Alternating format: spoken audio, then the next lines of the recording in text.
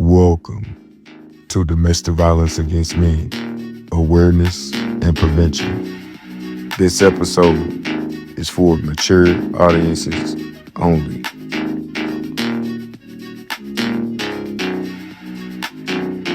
How are you? How's it going? How's it going? I'm gonna make sure you can hear me. I'm gonna go ahead and we can hear you. We can hear you.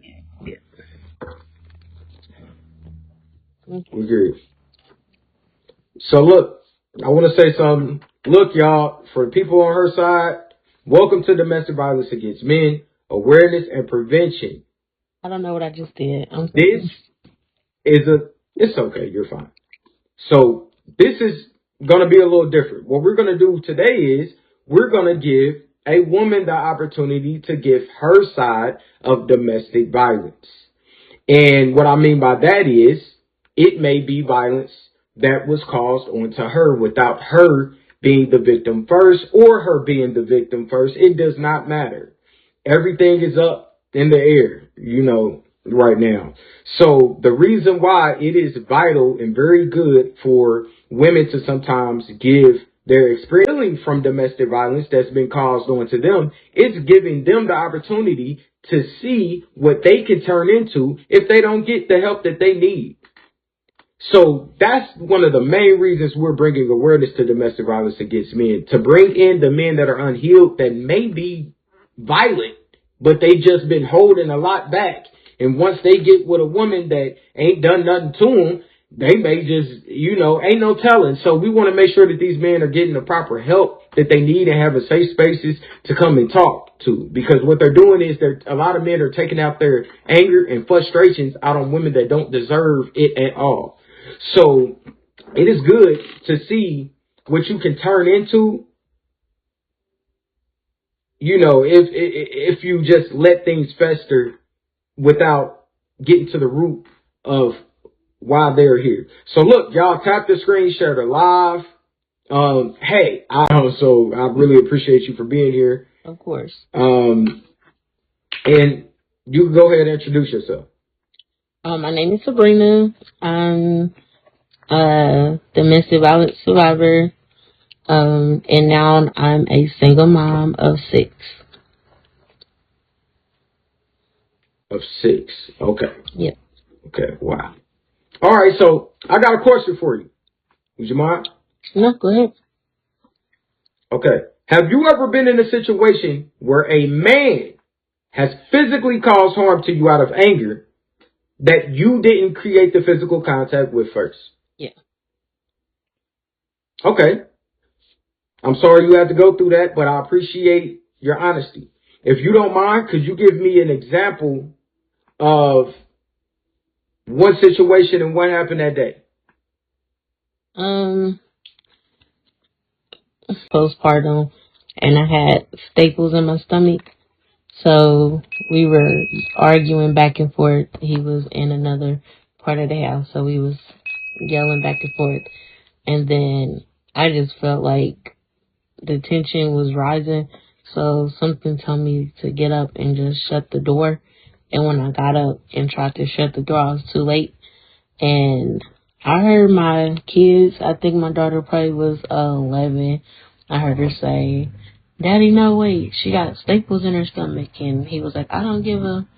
And as soon as I tried to shut the door, his fist came through, busting my face. Yeah. Woo. Okay. So, has the physical abuse started, but did it start before that day? Oh, yeah. Matter of fact, can you describe the relationship with this individual? Describe it now? Not now. Now, but then? Then, how did it start? How did, We were young. I'm pretty sure it started out good, right? Most of them do. Yeah. It started out normal. I would say normal. Happy, good, safe. It started out safe. Kind of like I was leaving my family house because of situations, and I was looking to him for protection and just a safe place for me to be, to live in. So I would say it started off okay, but at the same time, I don't think he ever really wanted to be in a relationship, and he kind of felt obligated because I didn't have anywhere to go. So the friendship high. Okay. So if you stay high, you bond over that, you kind of can get through a lot of stuff. Right. So were both of y'all intoxicated during the relationship, throughout the relationship, or was it just him? It was both of us. Okay, so what do you think drove him to the physical violence with you? Or do you feel that it was always there? He just hid it and brung it out at a certain point when he felt comfortable that you weren't going anywhere. Because it's I don't know how it could be.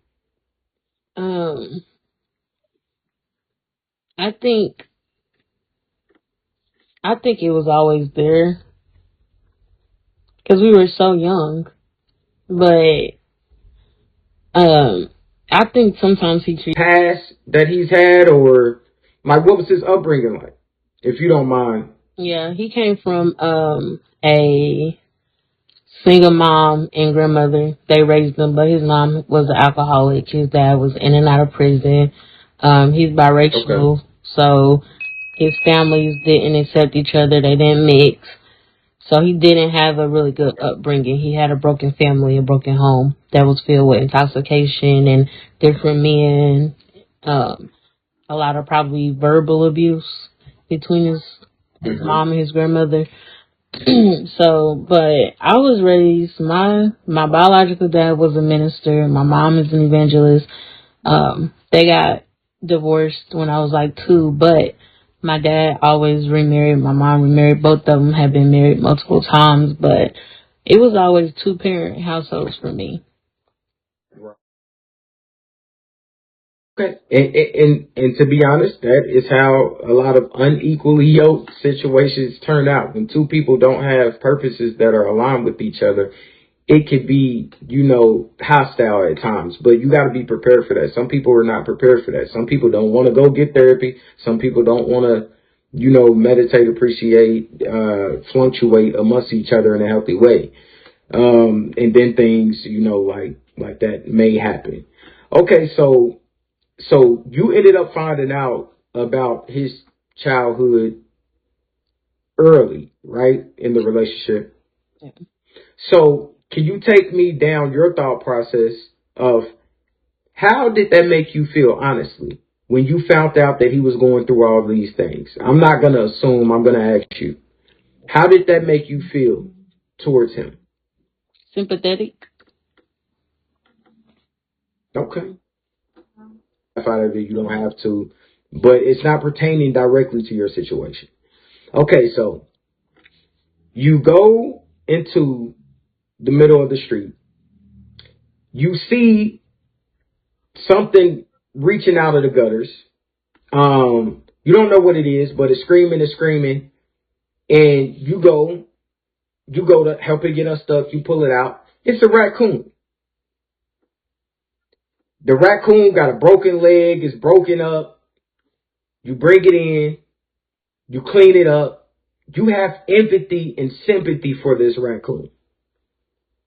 You feed it food from out the refrigerator, but then the raccoon starts being a raccoon, right? It's like you seen where the raccoon came from, Right. But it's like now the raccoon is being a raccoon. It's like, what do you do? Like, would you say it's fair to say that something like... I don't say too much about that because, that's another story. But I had to leave home. And when I left, I came with a lot of brokenness too. So I think that he probably feels sorry for me and I feel sorry for him. And trauma bonding. Exactly. That's exactly what it was. So, okay. Thank you for giving a definition of it. Yeah. Because a lot of people don't understand. That was perfect. That was a great definition. Yeah. Thank you. So, the trauma bonding, it led to, he already was a weed smoker and a drinking, I was 18, he was 20, so he introduced me to, what he used to cope. I would assume that's what it was. But we're not really, thinking on that level as, young adults. We just doing stuff. And so I remember when he got over, and that's what our whole life was based on. Okay. So let's fast forward back to you having staples in your stomach. With his child, I'm assuming. Yeah, all of them are his. He Okay. had 7, Let's but see. 1 passed away. 7 children. Okay. Then recipes to the passing of the child. Thank you. Okay, so fast forward. You had a traumatic experience. Children were involved. You had staples in your stomach. He hit you. At that moment after he hit you, can you remember what transpired after that? I was just thinking, like, I don't like him. Like, I don't like him.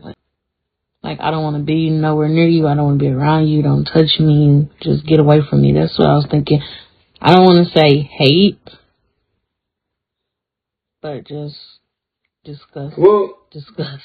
the definition of hate is, outside of the Bible, the definition of hate is just strongly disliking something. Yeah. So, we use that word freely over here. Yeah. So we use it freely.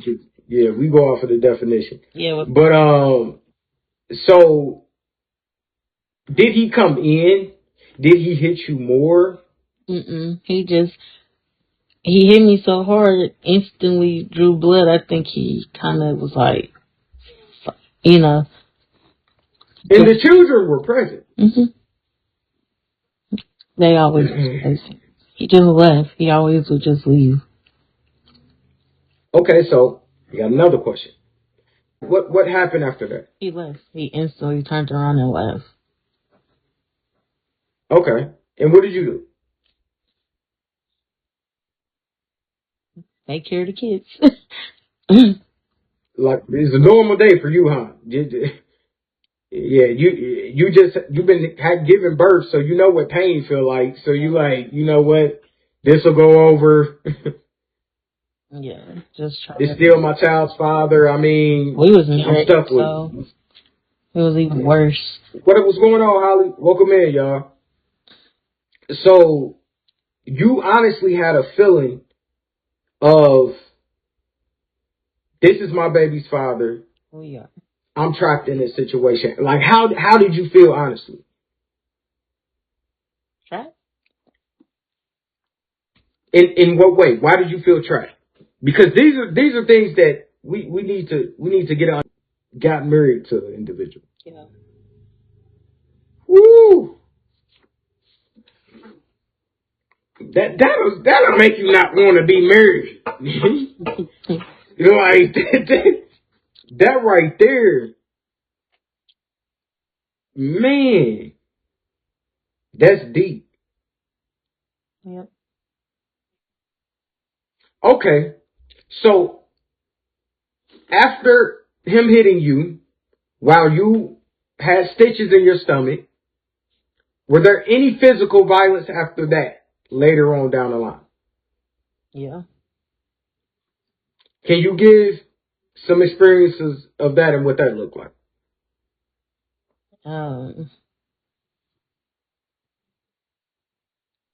I just remember a lot of instances of being choked out, seeing stars, getting Choked out, not choked, but choked out, like you waking up. I just know I was getting choked. I was foaming at the mouth, and then I got hit in the back. Foaming at the mouth. Yeah. Okay. Then I got hit. Can we get that experience first? Let's start there with the foaming at the mouth. He found some stuff on my phone after we had been separated Okay. for a while. I needed a place to stay with the kids because he left us in a hotel. So he let us come and stay at his mom's. and he went through my phone, and then Okay. He went through your phone. He seen something he didn't like, something that he probably deserved to see in the first place for him being the way he is. But he couldn't take it. And were the children around when he proceeded to choke you out to the point where you were foaming out the mouth? yeah, the kids, his The mom, children was there and watching their mama foam out the mouth? yeah, they the ones that called the police. Let him choke me, and the stepdad was just standing there looking scared. So my kids grabbed my phone and ran outside and called the police.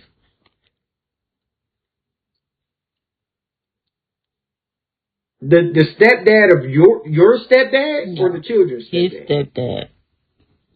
His stepdad. Oh, so the abuser's stepdad was with him and he let him do it. Yep, his brother was telling him to do it, and the mom was trying to stop, but she couldn't. Oh my goodness. Okay, we got some people asking you questions. I don't want to, answer them for you. Can you see down there? Yeah, I am safe now. I've been divorced actually today 6 years. To disclose what that is or anything, that's understandable. Okay, so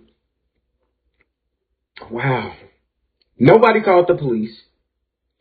I'm assuming that up to that point, you haven't even called the police for any time yet.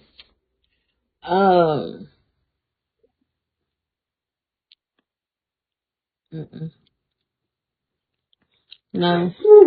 The police was terrible The when I power did that they give somebody. And sometimes you don't understand stuff until you go through it, and then you realize the arrogance that the individual can have because you've letting them slide. Not because they've just got away with something, but because you actually let them.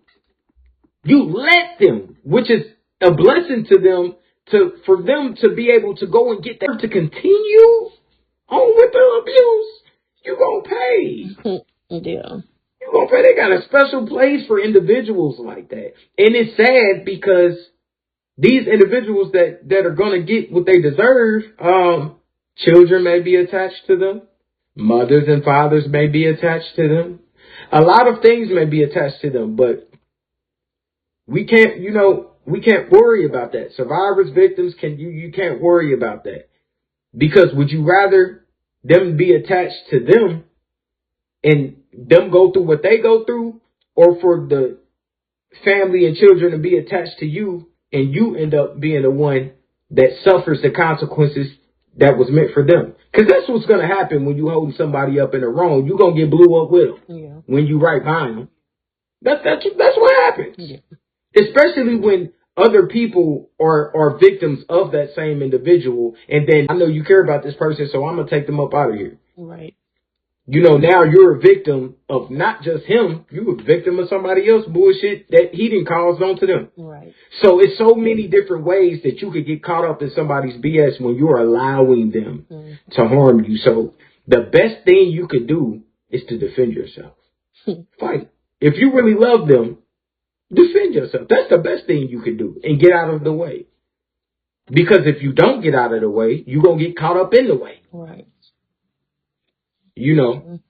So, man, on behalf of all domestic violence victims and survivors of all different kinds, I'm deeply sorry that happened to you. I give you my sympathy and my empathy of understanding. I do want to say that after that, the situation in the hotel with the children, the decision to get your children and go. And how did that process work? I know that could be a little deep, but it can help. It can help some women that's going through these situations today, for sure. It was actually 2 different instances of me leaving. The first one,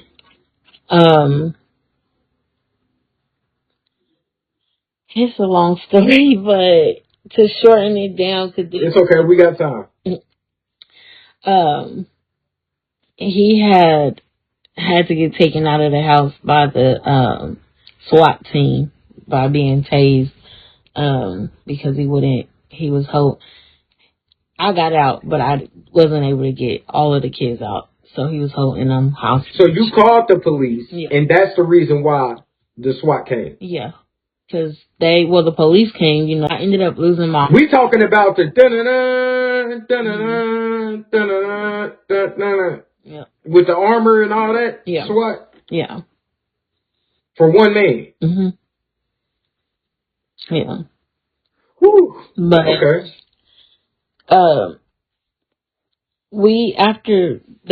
After he got arrested, they said we couldn't stay in the apartment anymore because it wasn't safe. Yeah, the kids made it out.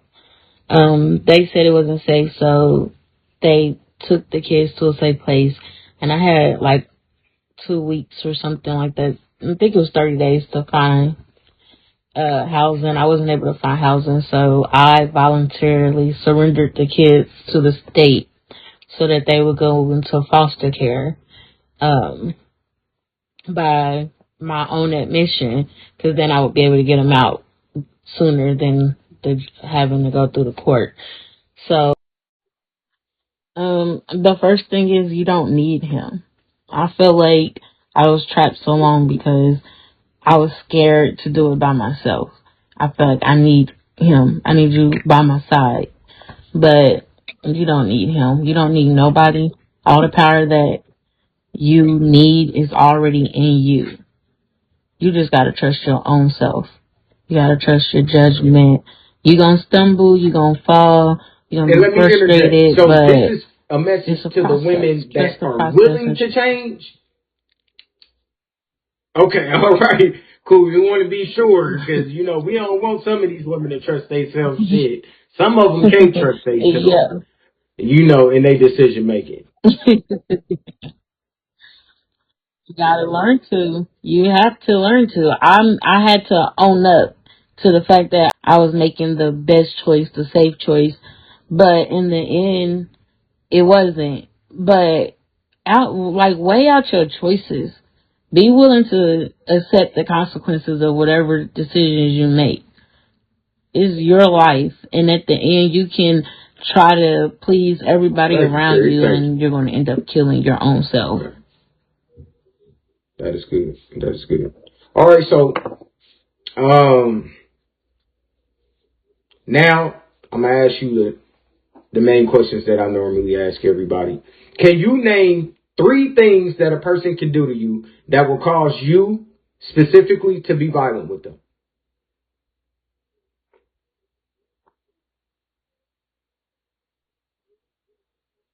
The only thing I could think of is if somebody is trying to harm me or my kids.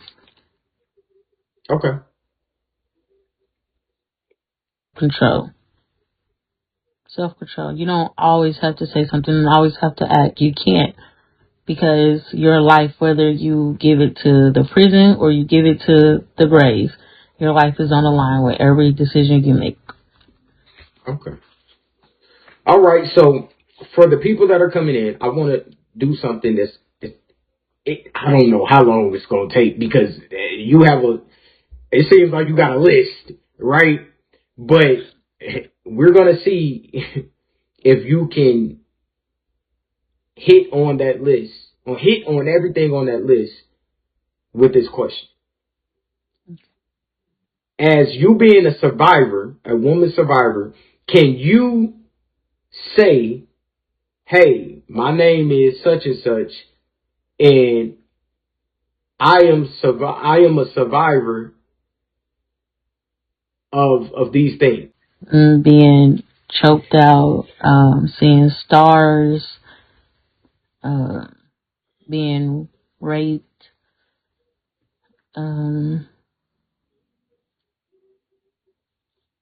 that's just within relationships. Right. You've had a gun put to your head. He did. Can you give the example? How did we miss that, Sabrina? Like, I don't how did know. we skip It's so past? much. See, I can I only was imagine. with Like, him for wow. 12 years. I was with him for 20 years. So it's so much, but he didn't want to be there with me and the kids. Okay, fine. I will let him go. I'm not gonna, just go. And he would leave, and then he would tell the kids, unlock the bed. And he just walked in the room and pointed the gun at me, and I was just like, just shoot me. Like, just shoot me. Like, ain't nothing I can do. If I move, you probably gonna shoot me, so just shoot me.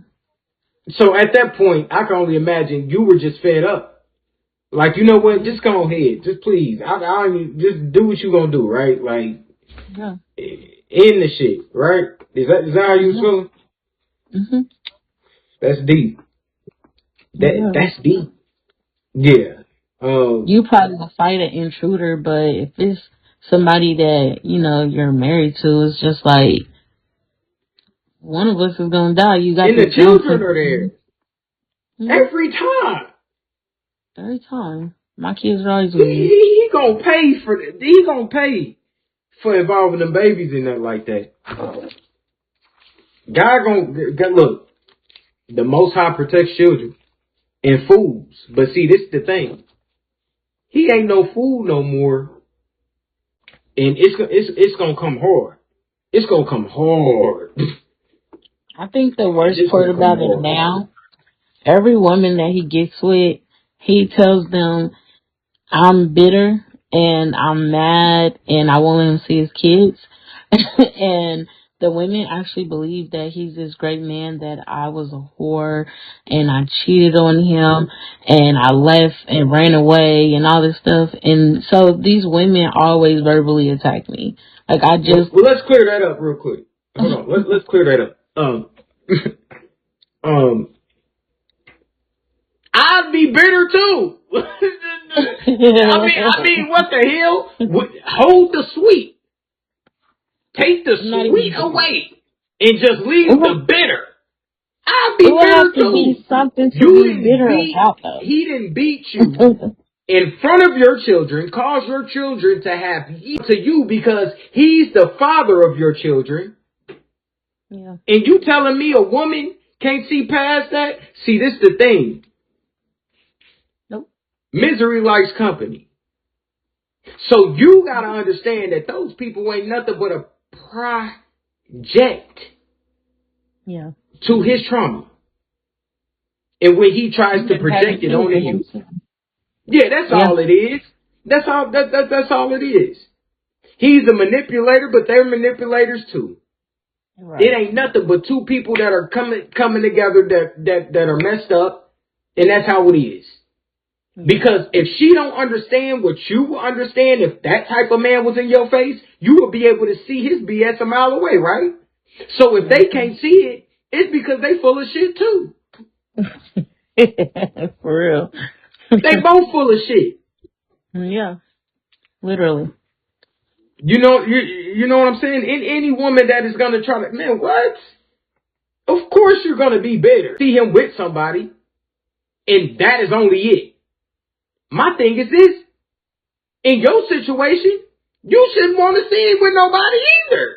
You got every right to be bitter because he abusive. You got every right to, as a advocate for women, to not want that man to be with not a woman that has a vagina. Mm-hmm.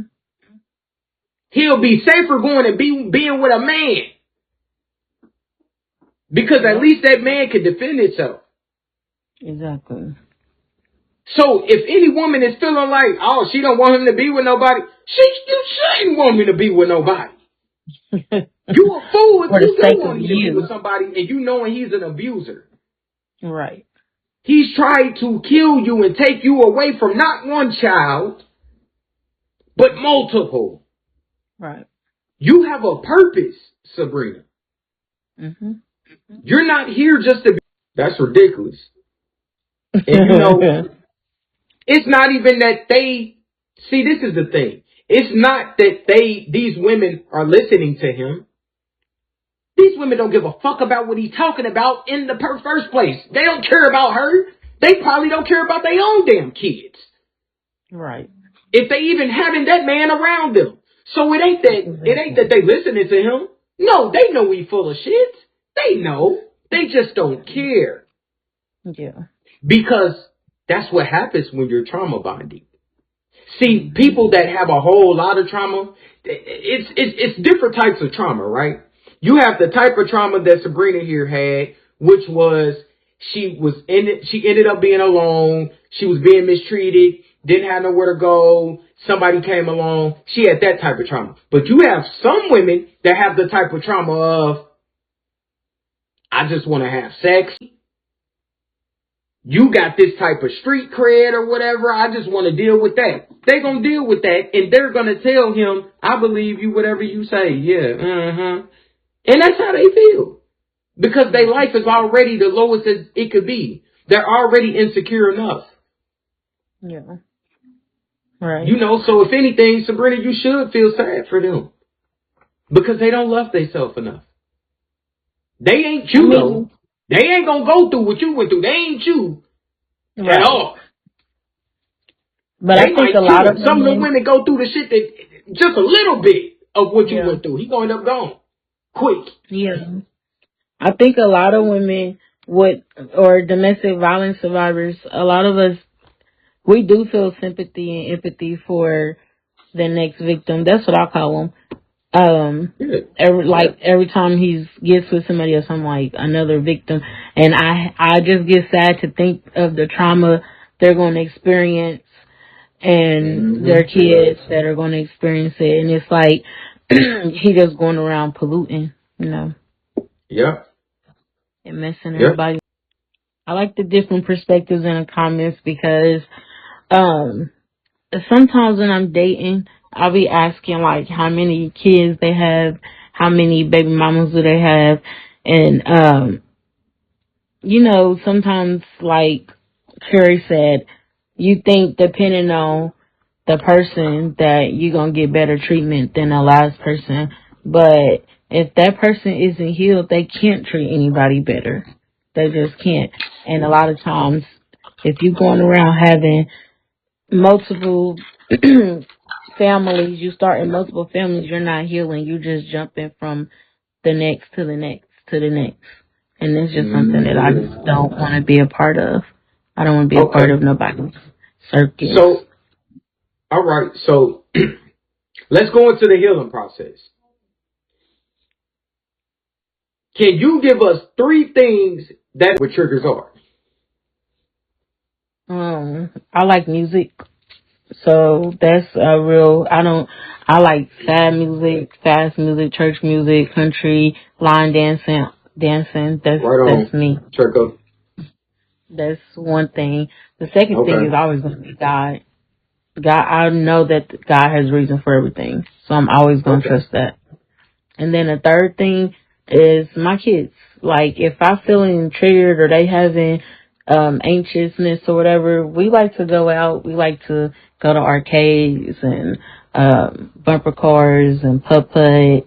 We like to go eat. We like to go to the mall, to the movies. So that's one of the ways that I just get through. Okay. All right. So can you name 3 red flags to you when you're dating someone? Person, like, calling me motherfucker. I'd be like, that's not how you talk to somebody you trying to date. That don't make sense to me. So the way someone talks, aggression level. A lot of men think that is just cool just to be real aggressive with a female. That don't work for me. I don't need aggression. The third red flag, is instability. Can you give an example? I get a lot of people who have excuses on why they're not functioning as an adult. And I can't really understand excuses because I wasn't functioning as an adult when I first got divorced, and a lot of men, they don't have kids that they have to support. Well, they do have kids, but they don't support them. So there's no excuse why you're unstable. Like, are you going through this earth with 6 kids? Just you and 6 kids? No, it's just you. So why are you not stable? I don't get excuses. There's no excuse.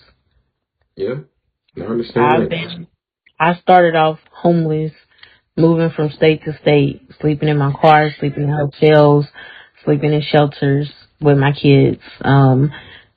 They weren't old enough for daycare. I couldn't pay for daycare. Some were in school.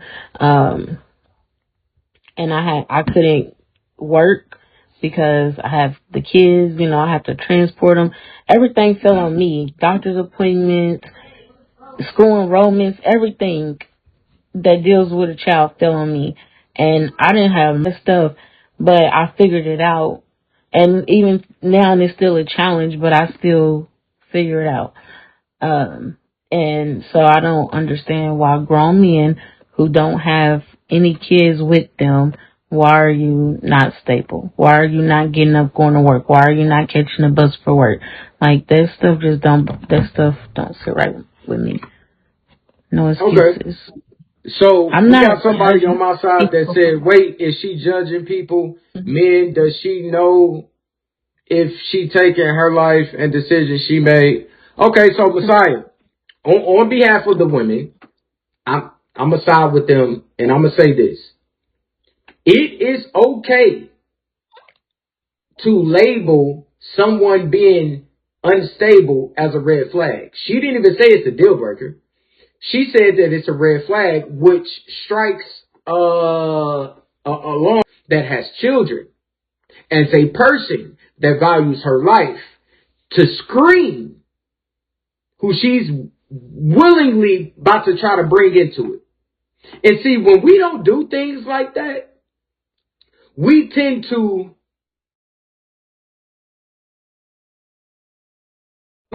pay attention to the flags and stuff later. And then we complain about it. Whole time he was unstable. The first moment he came to your door with nothing, you should have screened him then. But see, there'll be some people that will be like, no, don't judge him, let him in. First off, we can't judge you anyway. We know we ain't God. We not here for that. But we do have deal breakers. We do have red flags. We do have boundaries. We got all of those things. Standards. We do have standards. There you go. There you go. There you go. So that's just to enlighten. I have a lot of kids, and I think that's a red flag for some people who don't do well with kids, or a lot of kids, or don't want to take care of somebody else's kids. I mean, I don't think it's judging. It's just, what you can accept and tolerate, and that's fine. Yeah. But I make sure that my kids are well taken care of by me. I don't rely on nobody. I do it myself. And I make sure that I say that, and people still don't want to date, and that's perfectly fine. Right. Okay, so he said, and if you have standards, sometimes a man can ask you what to bring to the table. Yeah, a man can ask you that, but sometimes we have to understand that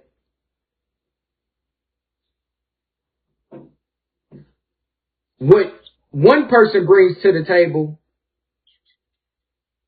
may not be that much to some. You know what I'm saying? That's just how it is. Some people may tell you, I bring myself. If you ain't equally yoked with that, then that's on you.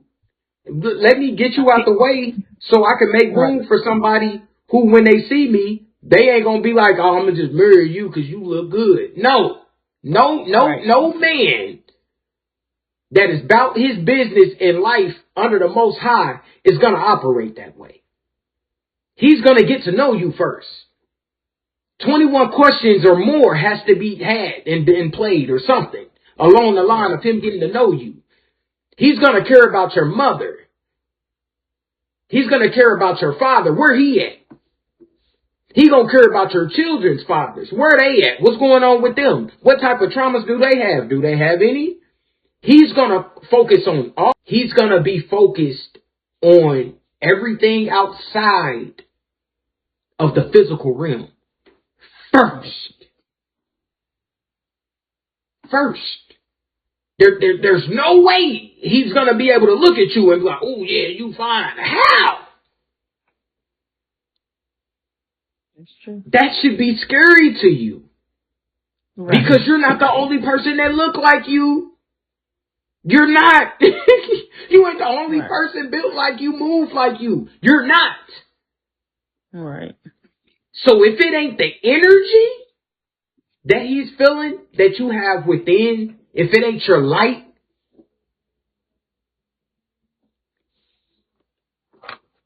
then it ain't right. And you know, this happens for men too. Men have to identify that too. We have to look out for these things. And so many of us has been so conditioned to operate off of lust that people can't even see past it now. Some people are so desensitized to it that they automatically operate off of that. And you will have one person that operates off of it and the other person is accepting it, thinking it's love, but it's not. Look at what form it's coming in. Right. The Most High is not going to bring you a pervert in the form of a woman or a man. He's not. The Most High is not going to bring you somebody that's coming to you in the form of sex. He's not. It's not going to happen. And It's up to you to know that. And my thing is this. And you're in your life, then that's going to be what destroys you. You might need to go, and practice celibacy for a while. You might need to fasten.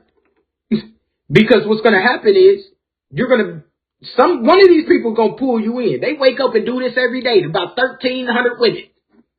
All day long. Throughout weeks of time. So, you got to be up bright and early to be prepared for the misusers and abusers. I appreciate your time so much. Thank you for what you have did for these men by you giving your experience as a woman. I will continue to do my part, helping on this side. And what do you feel you do in life?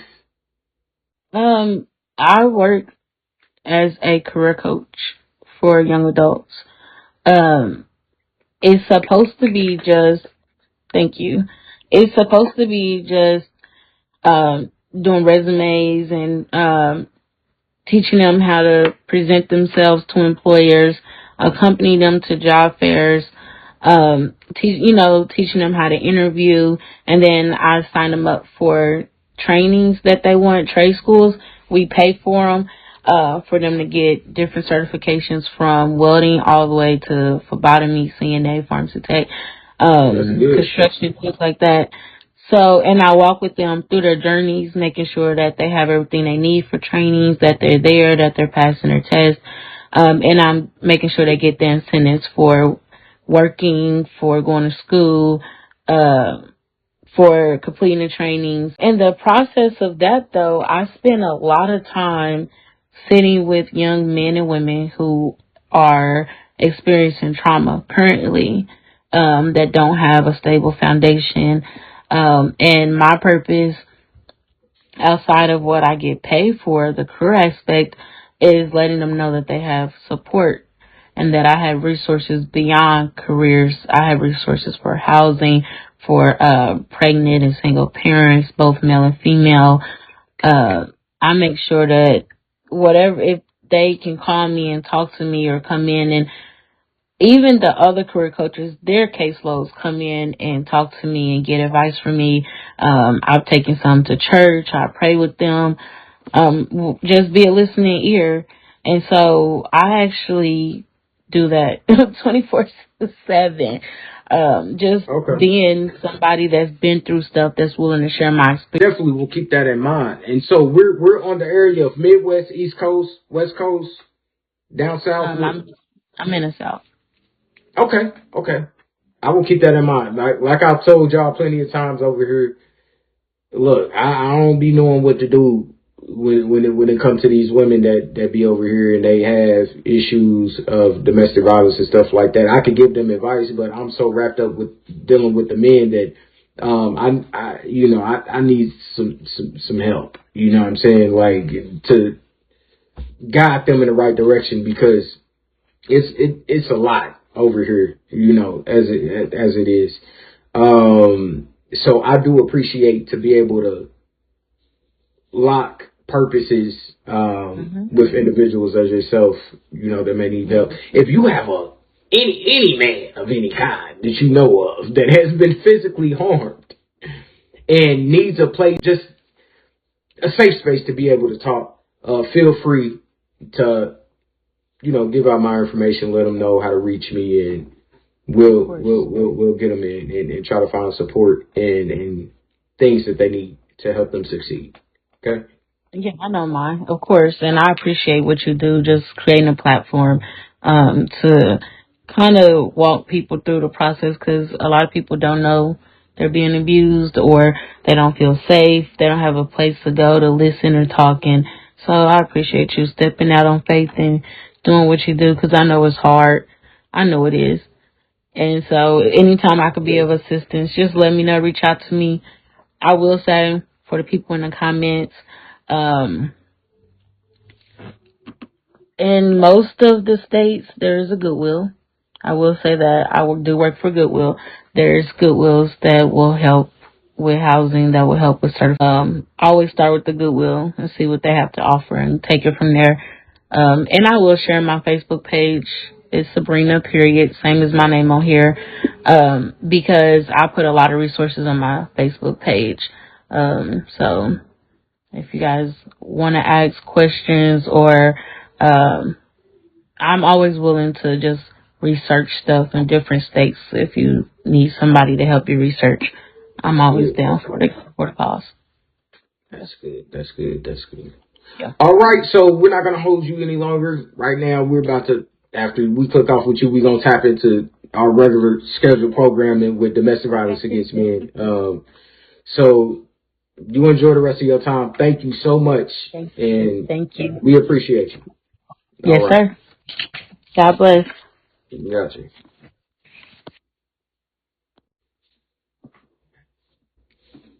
You could tell she was a little nervous, but you guys did good asking her questions, keeping her, motivated and everything like that. And I really appreciate that from y'all.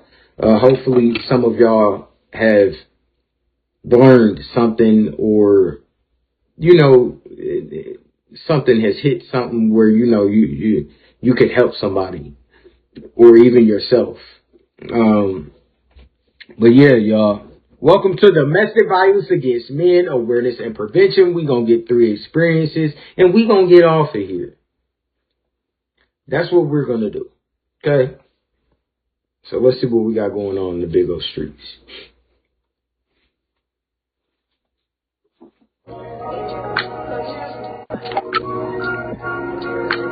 What's going on, brother?